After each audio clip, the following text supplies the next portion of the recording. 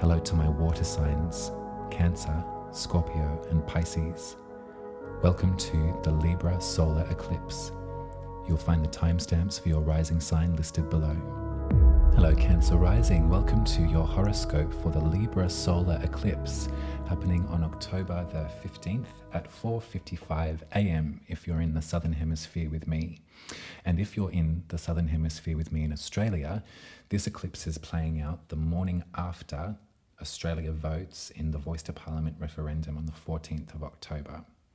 So I'm going to be speaking a lot about the astrology of this particular moment in relationship to this moment in time in history. And also I've found some stitches from the past with similar configurations that we can speak about too. And hopefully some of that will inform our sense of justice moving forward. In tarot, Libra is the justice card. And so when we think about an eclipse in justice, when we think about a shedding of injustice, these are the kind of language that I'm going to be using today. The dragon's head has moved away from Taurus and entered Aries. The tail has moved away from Scorpio and entered Libra. And so now this eclipse is the beginning of an 18-month story that we're going to see play out in our lives in relationship to justice. And if Aries is self-determination, then you can see where we're going here. The last time that this handover occurred from Taurus to Aries, Scorpio to Libra was 2004. And I remember this part of history really vividly because it was the first election that I had access to. I had come of age a couple of years before that, but this was the first federal election that I could vote in. And at that time, Australia was in the Howard government and it had been for 3 terms. And so I learned as much as I could. I was taught by some beautiful friends at the time about their political understandings, and I got a greater sense of my own self-determination in making the right choice and of engaging in politics. It was something that I hadn't had a great language for when I was a teenager, but definitely in my 20s, as an adult, a young adult, I felt it was my responsibility. And so I cast my vote and I went home and I watched the whole thing play out in real time. I watched the election night coverage on the ABC with my friends. And initially I felt a great sense of disappointment because the Howard government was about to enjoy a 4th term in office. And they were quite conservative and had proven to be quite austere and quite rigid in the ways they dealt with subjugated people. And so at the time I felt a real sense of disappointment and injustice. And in hindsight, as an adult, looking back to that time and realizing that the leader of the opposition was someone called Mark Latham, who now in contemporary politics has proven to be an incredibly racist person and almost comically homophobic as well in their public statements. In hindsight, I look back to that election and think, well, I didn't vote for them, but my preferences would have spilled over to that party, the opposition. So it's probably for the best that this individual did not stand in office as Prime Minister.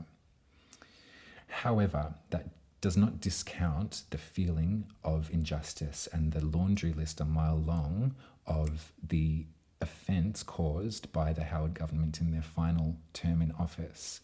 They repealed and changed and abolished all manner of different laws and organisations and bodies, advisory bodies, to the government. There was one in particular called ATSIC, which was the Aboriginal and Torres Strait Islander Council, a commission I should say, and the Howard government abolished this body in 2005, saying it was a failed exercise in self-determination or a failed experiment in self-determination. You can see that jarring relationship with the dragon. That's injustice. The body was not perfect, of course, but it was something and then taken away. In years to come, the Howard government would suspend the Racial Discrimination Act, which was set up in 1975 by the Whitlam government. And on that principle, they could then enact the Northern Territory Intervention, they called it. The only reason that you would suspend a Racial Discrimination Act is if you were to do something racist. This is just the last 20 years of history that I'm talking about, that I have conscious recollection and memory of. And these are just some examples of what occurred. If we cast our mind further back to 1967, this was another time that the dragon was changing hands from Taurus and Scorpio into Aries and Libra, another time of self-determination and of shedding injustice. In 1967, the Australian people were asked to vote in referendum. They were asked to their opinion on whether Indigenous peoples should be counted in the population at census time. And there was a certain language in Section 51 that was quite racist and also disallowed the federal government to enact laws for the Indigenous peoples of Australia. The campaign was led by someone called Faith Badler and countless other lobbyists at the time, and they canvassed, commissioned, petitioned, met with people, were actively engaged on the ground, really overtly visible on the television, which was a new medium at the time. So the amount of information that could be passed over at that time was like nothing seen before. The referendum, of which there was no campaign, received a resounding yes. The Australian people felt that they were voting for the inclusion of Aboriginal and Torres Strait Islander peoples, the First Nations peoples of this country, into the community. It was a vote against racism, some said. Now, at the time, there was a feeling of elation and of a brilliant feeling of hope. There's an academic called Russell Charles Taylor, who sadly passed away in April of this year, who did countless beautiful, brilliant work for the Indigenous population of this country. Russell Taylor gave a dissertation in 2017 describing his experience as an Indigenous youth in 1967 and the initial feeling of lead balloon, of nothing changed, nothing happened. I actually read the transcripts of the House of Representatives, which only occurred months after the referendum took place. It was on the 7th of September that the Prime Minister, Harold Holt, finally spoke on these matters in Parliament. Unfortunately, what he had to say, you can read the transcript, it's on the internet. He essentially said that we're going to stick with the status quo, that the states or colonies as they were in the old days will stick with them being the governing bodies that take precedence, and the federal government will advise. And he also highlighted the amount of money that was spent on the Indigenous populations thus far, and the percentage of how much money his government had spent on them, which is language that seems awfully familiar to anybody who's kept their mind on the way that the government, any government that we've had, speaks about the Indigenous populations. It's always about money. This was really disappointing, and Kim Beazley Sr. gives a beautiful speech after the Prime Minister Harold Holt gives his ministerial address. He speaks to the issue too, and it really echoes with the language right now. This current referendum, and in Russell Taylor's opinion on the matter, is a vital step forward. It's a moment in history that none of us will ever forget. And it's a moment in history that our nation will never forget. Now, I don't wish to tell you to vote either way. It's not my place to do so. However, I do wish for you to make an informed choice based on fact and the truth, justice, and equity. Libra. I wish for you to find the truth of the matter and to step away from propaganda. We're living in a time and place that is rife with misinformation, and that has infiltrated some of the public debate on this matter.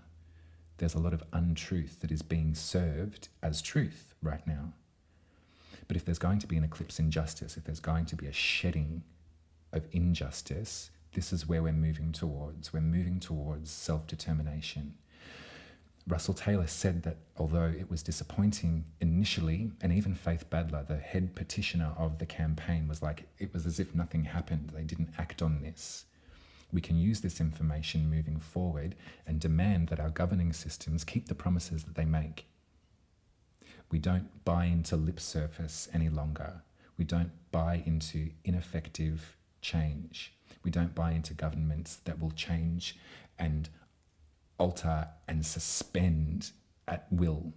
There's a big difference between legislation and the Constitution. The Constitution can only change on the vote of the people. Legislation, the laws, can be changed and altered and skewed by any government that's in power. And our American friends will testify to that fact in terms of reproductive rights being taken away. That is because the legislation can be moved by the government in power. This moment is for us to use our head, our mind. Libra is cardinal air, intellect, the truth of the matter.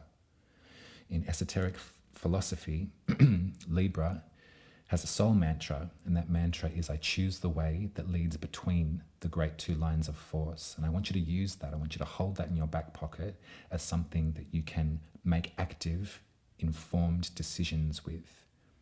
Separate yourself from the noise of the polarity of partisan politics, bipartisan politics, us and them. Separate yourself from that, because this issue, this matter, this proposal had nothing to do with politics.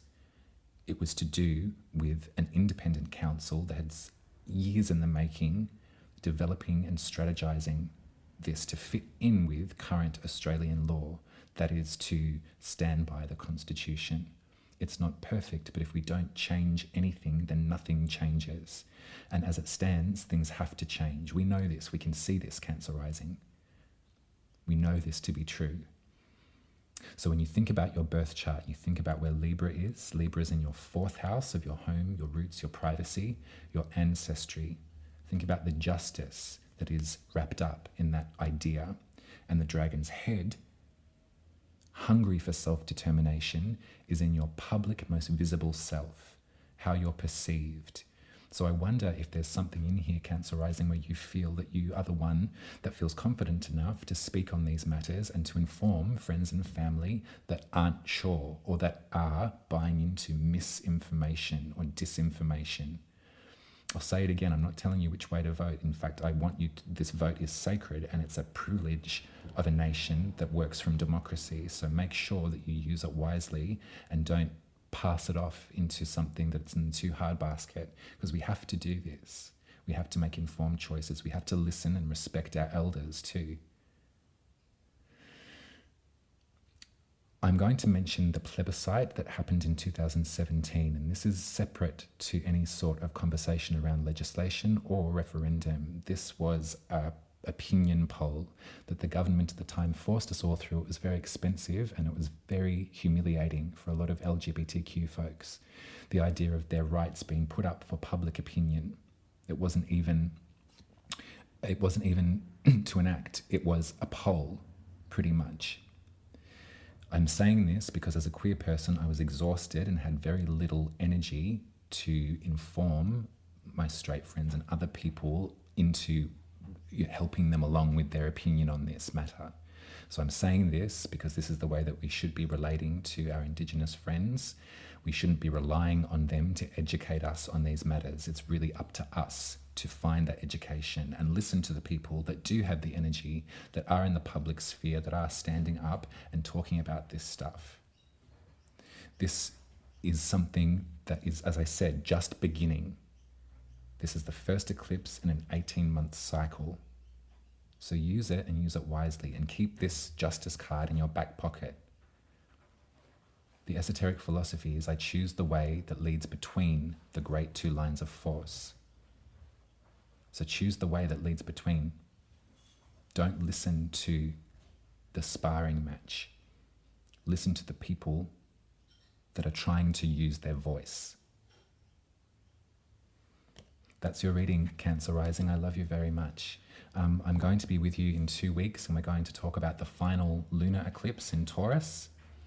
And that's going to be capping off the story from the last 18 months, since November of 2021. This will be happening in your 11th house of your sense of community and belonging and the human condition of cooperation and of coming together. So if we can time our watch to it, hopefully there'll be something to celebrate about there. No matter what happens, no matter what decision is made, no matter what is eclipsed in our sense of justice, we can't let this moment be something that we then forget about.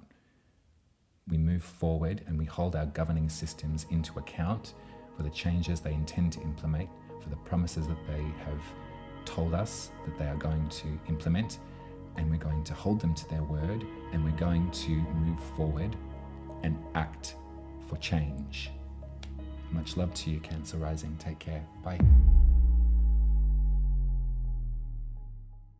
Hello, Scorpio Rising. Welcome to your horoscope for the Libra solar eclipse happening on October the 15th at 4:55 a.m. if you're in the Southern Hemisphere with me.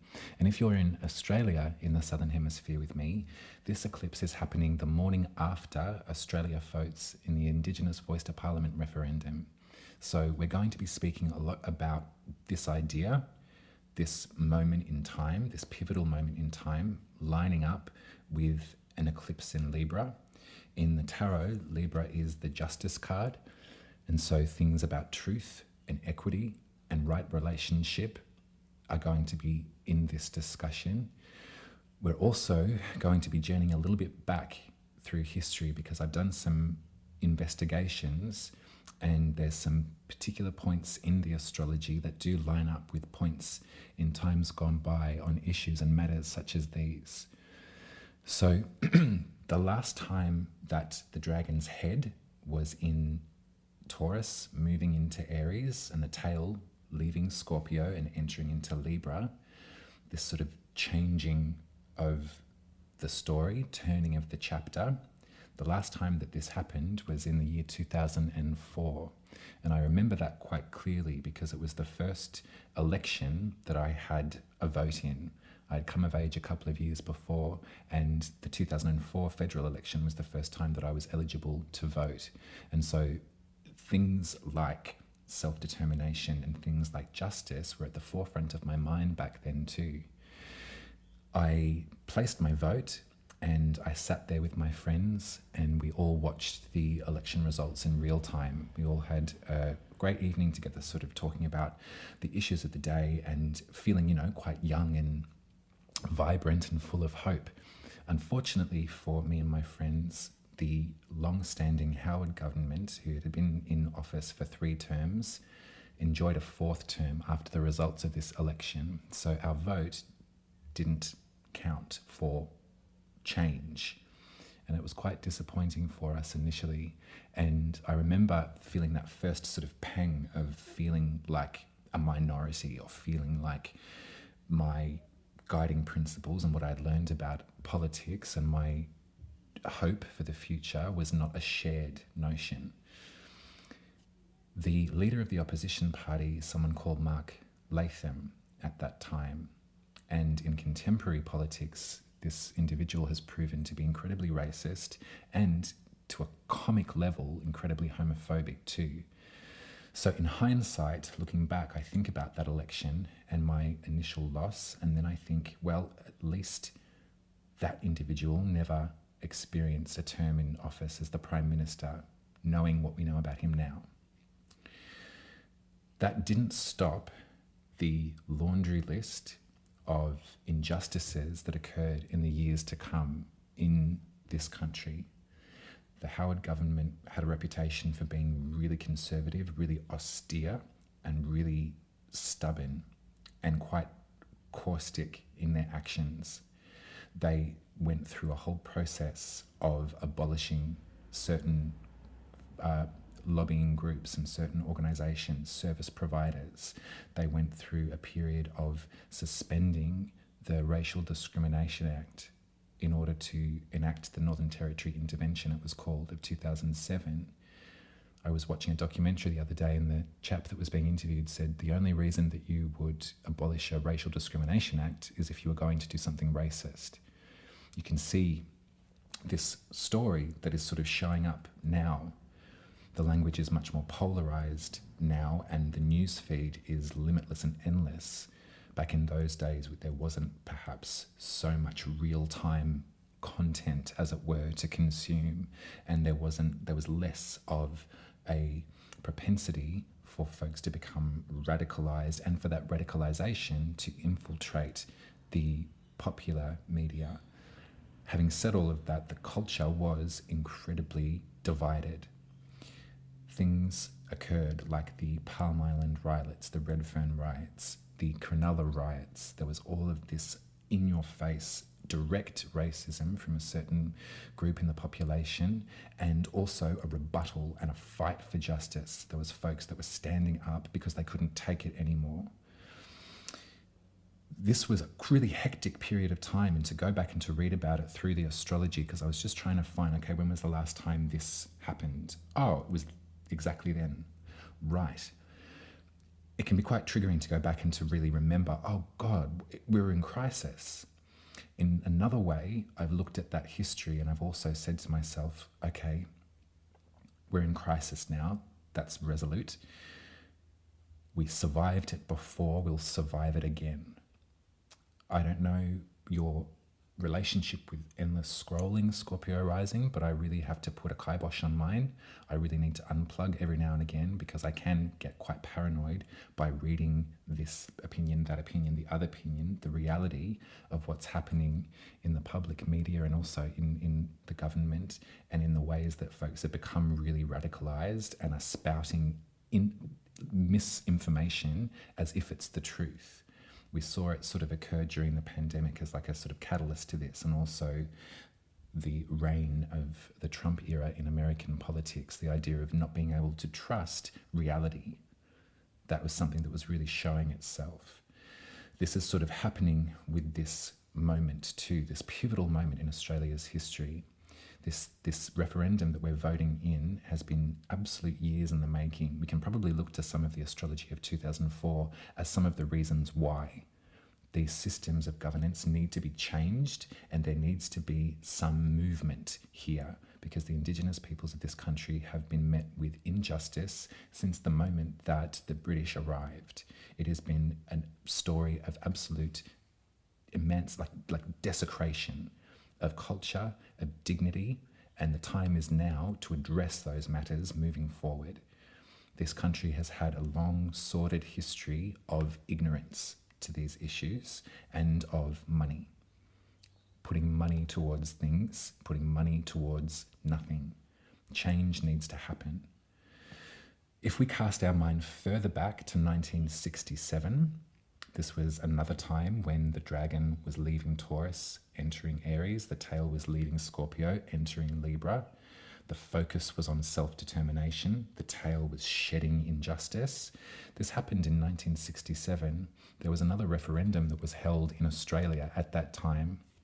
It was to include the Indigenous peoples of this country in the census count of the population for the first time, and also to eradicate some very racist language in Section 58, and to allow the federal government to enact policy over for the Indigenous peoples of Australia.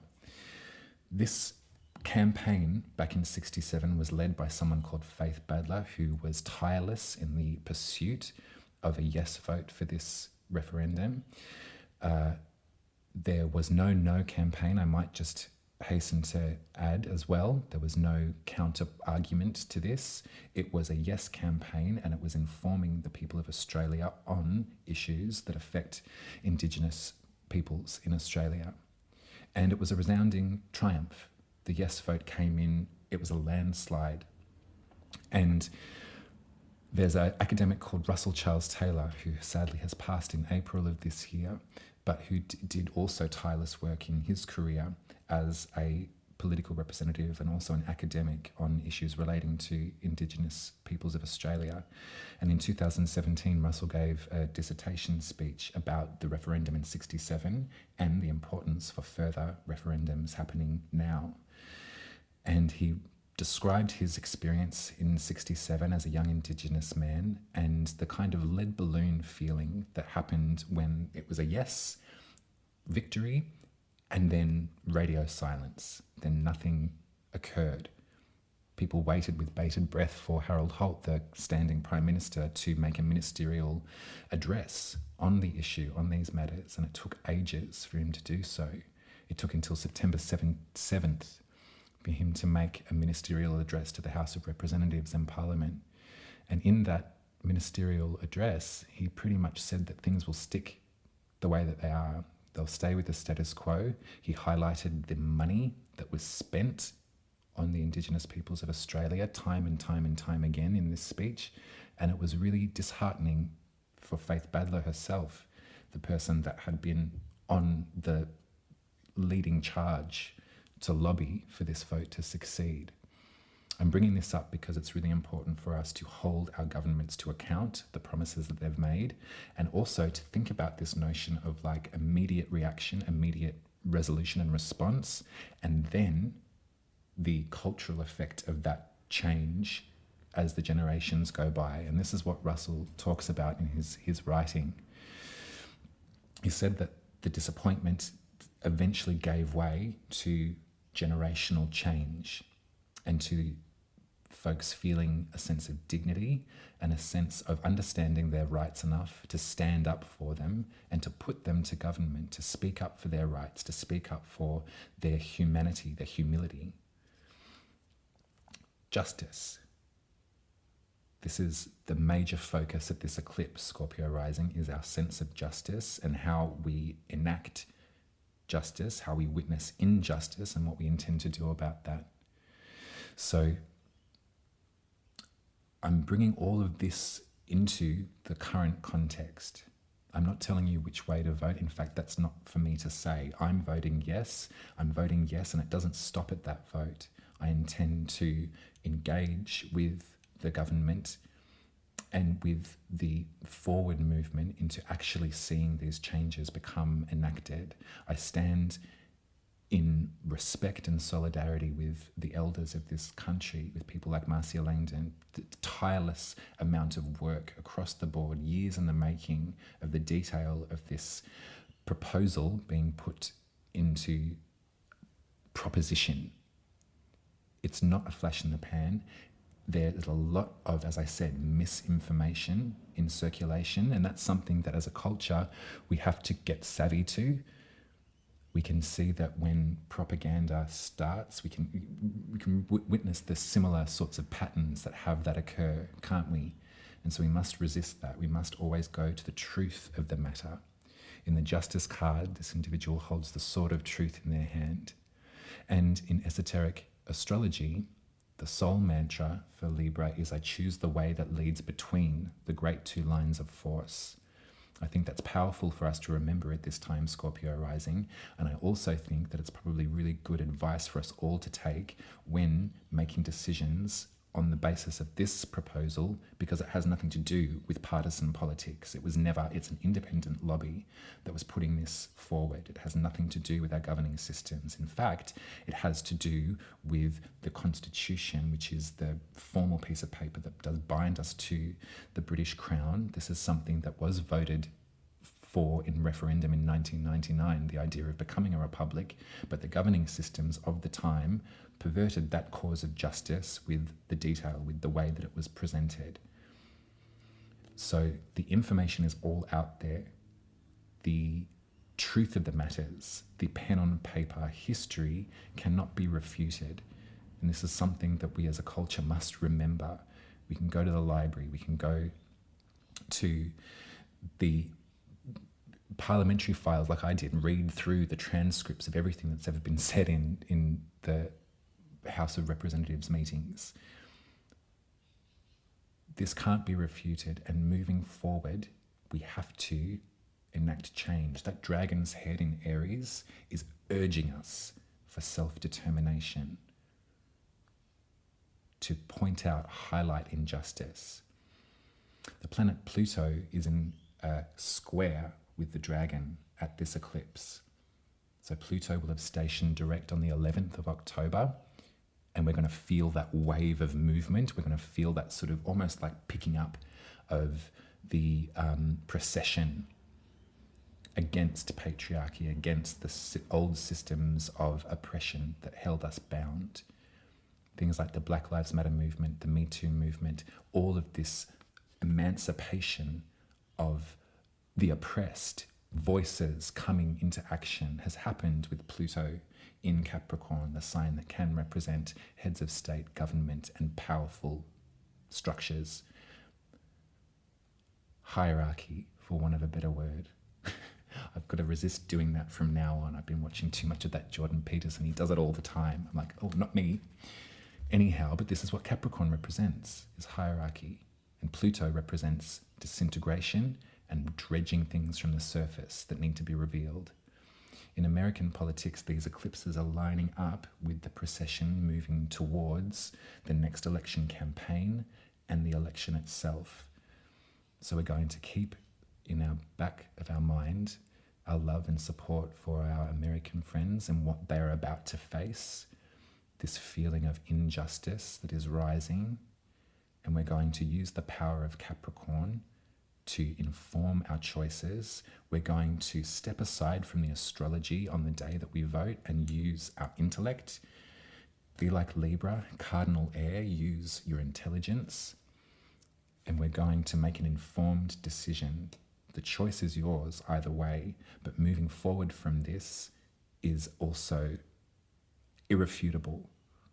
We have to continue this conversation, continue this story. It can't end at the referendum. So that's your reading, Scorpio rising. I love you very much. I'm going to be with you in 2 weeks, and we're going to talk about the final partial lunar eclipse in Taurus. That's going to be finishing off the story since November of 2021 in regard to the way that your relationships have changed and shifted and metamorphosized.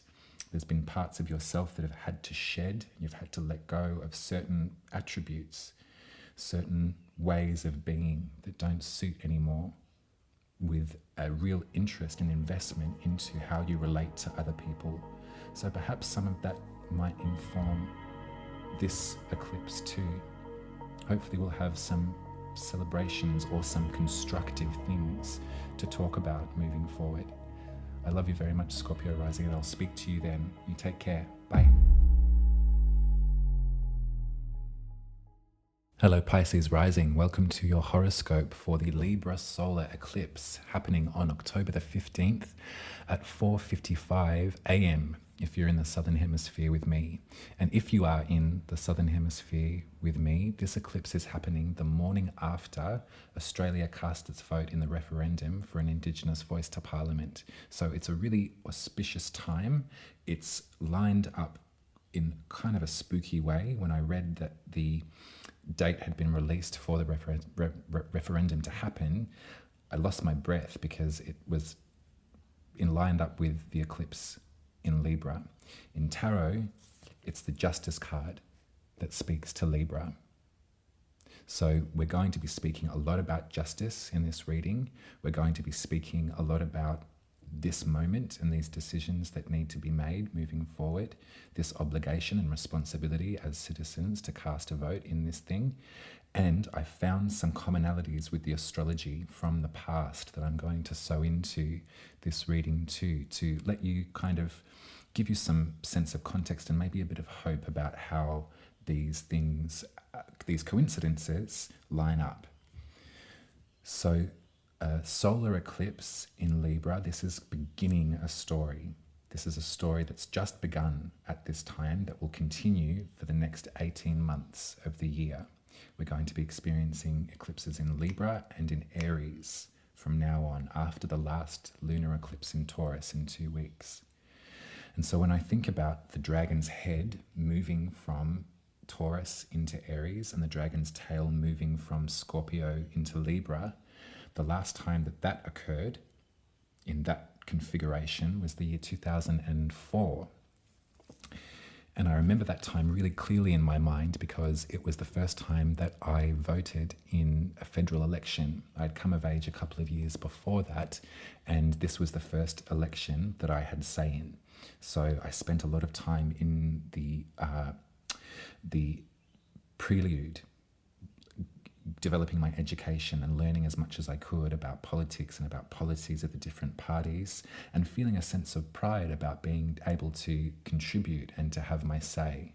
I had a beautiful group of friends at the time that were all very brilliantly politically minded and helped me understand things. They described it to me in ways that I could understand. And I voted, and then we all sat there together and we watched the election results play out in real time. Now, unfortunately for us, at that election, the vote didn't go in our favour, and the long-standing Howard government at the time celebrated their 4th term in office. And this was a governing system that was incredibly oppressive, incredibly conservative, and made all manner of different changes to laws and legislations over the years, some of which were incredibly offensive. So it was disappointing for us. However, in hindsight, I look to politics now, and at that time in 2004, the leader of the opposition was a person called Mark Latham, who now belongs to an incredibly racist party and has incredibly, almost like comical, homophobic beliefs as well, and has disgraced themselves time and again in the public forum. So with hindsight, I think back to that election in 2004 and I think, well, it's probably for the best that Mark Latham didn't enjoy a term in office. And that isn't to discount any of the disappointment or the injustice that then would unfold over that eclipse cycle. Aries representing self-determination, Libra representing justice. There was an advisory body in Australia. They provided services to the Indigenous peoples of this country. They were called ATSIC. The acronym is the Australian and Torres Strait Islander Commission. And they were abolished by the Howard government in 2005. And the statement from the Prime Minister at the time was, "It was a failed experiment in self-determination," I believe is the quote. That's quite an eclipse of justice, I might say.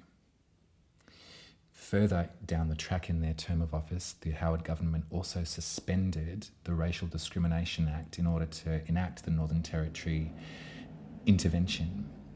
And there was a documentary I watched a couple of weeks ago that said the only reason that you would suspend a Racial Discrimination Act is in order to be racist. So you can see this kind of eclipse of justice, this unfairness. I'm not saying any of this to predict the outcome of the very important decision we all have to make at this eclipse at all. I would not do that, because I think at this moment we need to set down the astrology and work from fact, as Gina Liano does. I deal in fact, and get informed about what the proposal is. Read from the people that have spent countless hours and months and years in preparation of this moment. Sift through a lot of the misinformation and disinformation that is circulating, because this issue unfortunately has become political. This is an independent lobby that put this together, and now it has become a sparring match between the leaders of the parties. This is not what was supposed to happen. In 1967, there was no campaign for this referendum. In 1967, the dragon's head was in Aries and the dragon's tail was in Libra. This is another time of eclipses of self-determination and justice. This time, in 1967, the people said yes, because there was no campaign, and also because of countless lobbying and preparation and work by people like Faith Badler and a countless lobby of activists that were putting the word out to the people, that were giving them the detail in clearest form as they could. In 1967, the Australian people voted in referendum to count the Indigenous peoples of Australia in the census population count, so we could have an accurate idea of the population for once in our whole history, and to remove some very racist language from Section 58, and also for the federal government to have the power to enact laws for the Indigenous people of Australia, which hadn't happened before. It was up to the states, and before that, the colonies. So this campaign was taken by the people of Australia as a vote yes for Aborigines. In fact, that was a lot of the campaigning had that particular text as well. In some ways, the meaning of the referendum was conflated a little bit with a symbolic gesture of unity. And that's not to discredit it or to say that that wasn't important. There was a feeling after the fact of this referendum, though, of people being a bit confused as to nothing having really changed. In fact, even Faith Badler, one of the pioneers of the lobby, had expressed her frustration in later years at this slow-moving nature of the government to act on anything. There's a great paper by Russell Charles Taylor, who's an incredible academic and political lobbyist who we lost in April of this year, unfortunately. So I speak his name with respect. He gave a dissertation in 2017 on the principles of the 67 referendum, its immediate effects at the time, and then also its effects in hindsight moving forward. As a young Indigenous man in 67, Russell wrote and says that the feeling was kind of like a lead balloon, or it was kind of like a disappointment because there was elation at success of the movement moving forward, but then nothing changed. And in his immediate environment, as far as he could see it, nothing changed with his community, with his family, his friends, and indeed in his life as a young man. And so there was a feeling of frustration. You can read the transcripts of all of the ministerial statements of any time Parliament sat. You can find them on the internet. I read the ones for 1967, and it wasn't until the 7th of September that Harold Holt, the Prime Minister, made his address and made a ministerial statement in Parliament on the issues of the referendum, the results, I should say. And in that speech, he pretty much says, we're going to stick with the status quo. He disqualifies a lot of the language too. He says, I didn't think that this was racist, but folks did, and so we removed it. It had a feeling of hands on hips, like, are you happy? And it also really highlighted a lot of the money that had been spent on Indigenous populations and the percentage of money that his government had spent, which was far greater than any before. You can see how the political language starts to just deflate you like a helium balloon. And so this is the feeling that Russell Charles Taylor sort of describes in his dissertation of just like, well, great, nothing happened.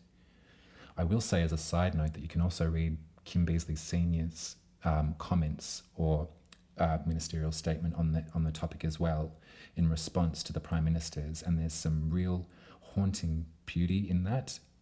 And I say haunting beauty because it's very similar to language that we hear now about the main principle of this referendum being put to Parliament. This history of subjugation, this history of dishonouring and condemning and shutting aside a certain population is rife in our history. There's no wonder that people are angry right now, and there's no wonder that this moment is of the utmost importance to make an informed decision on. In Russell Taylor's dissertation, he speaks about the generational change, the symbolic nature, perhaps, of the yes vote at the referendum in 67, but then how that symbol permeated the culture in generations to come, and things like self-respect, things like standing up for your rights, holding your government into account on promises that they have made, all became language in the lexicon that people were familiar with and could use. The plight of the Indigenous peoples of this country became a growing issue that people were conscious to finally. And so in that way, Russell commended the 67 referendum and highlights in his dissertation the importance of another, to include the Indigenous peoples in the Constitution and to provide them with a voice speaking directly to matters that affect them. Because if we look to our very, very recent history, it is, as I said, a laundry list of injustice and of ignorance and of money ill spent and of the legislation repealed and suspended and a whole bunch of other injustices that I can't even get my head around at the moment.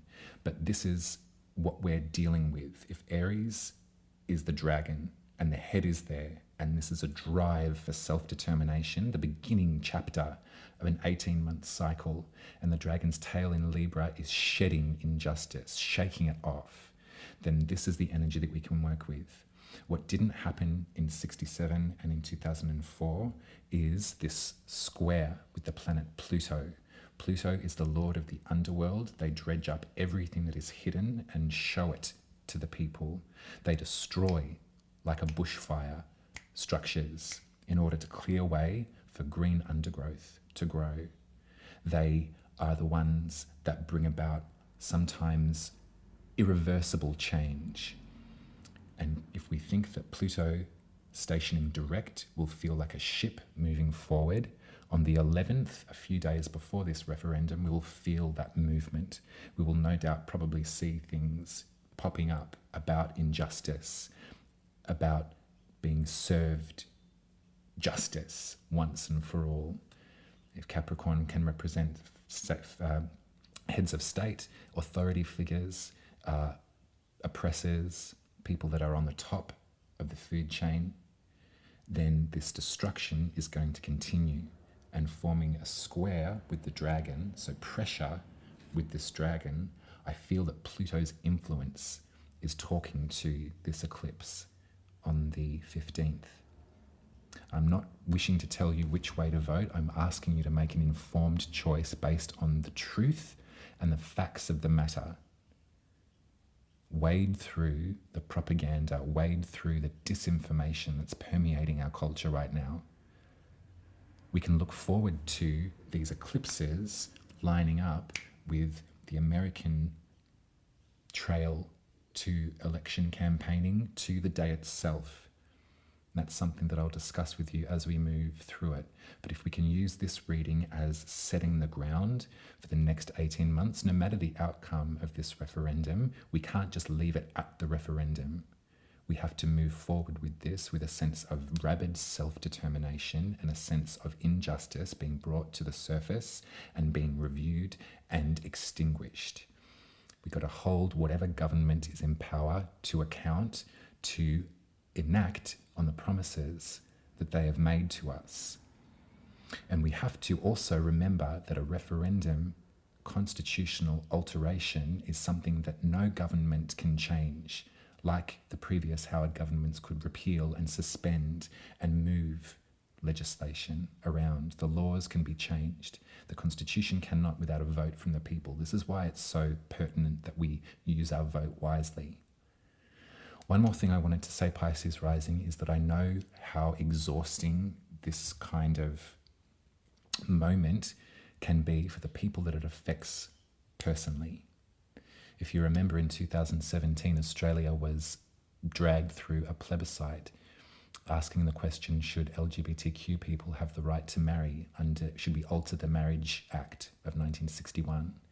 And that was a voluntary plebiscite, which is very separate to a referendum. That was an opinion poll, an overinflated opinion poll that the government didn't need to drag us through, but decided that they would before they would actually make the change. They made the change on the basis of the plebiscite's results, but you can see that delay there and that insult.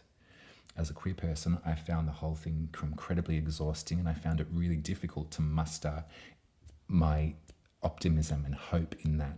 I found a lot of trauma from the past and a lot of vile language from the past being brought to my conscious memory again during this period. So I'm saying this to you, Pisces rising, because if you're relying on your Indigenous friends to educate you and to make this decision for you, that's probably the wrong thing to do. As an individual speck of stardust, you have access to the information that you need. You have access to the truth. You have access to a sense of justice and right relationship. And pen to paper, the documentation of Parliament is all there. You can read it all. So listen to what is actually being said. Listen to the people that have been putting in the work over countless decades to get to this point. Reread your history and go through, as I said, the laundry list of injustice that the Indigenous peoples of this country have had to face. And hold your justice card in your pocket. In esoteric astrology, the justice card speaks to Libra, and Libra says, I choose the way that leads between the great two lines of force. So we're going to do that. We're going to ignore the political jabber. We're going to ignore the debate, which I find really private school. And I just see candy striped blazers whenever it's on the bus to school. We're working through that entitlement, and we're making an educated, informed choice for the future. If you think that it's got nothing to do with you, I'm sorry, it does. This issue, it affects everyone. And if we're going to move forward as a nation, we need to be moving forward with the sword of truth in our hand. Take care, Pisces rising. I'm going to be back with you in 2 weeks, and I'll talk you through the final lunar eclipse in Taurus, and we'll finish up that story that started in November 21st of 2021, and we'll feel that final surge in our third house of magic, and we'll move ahead together. Much love. Take care. Bye.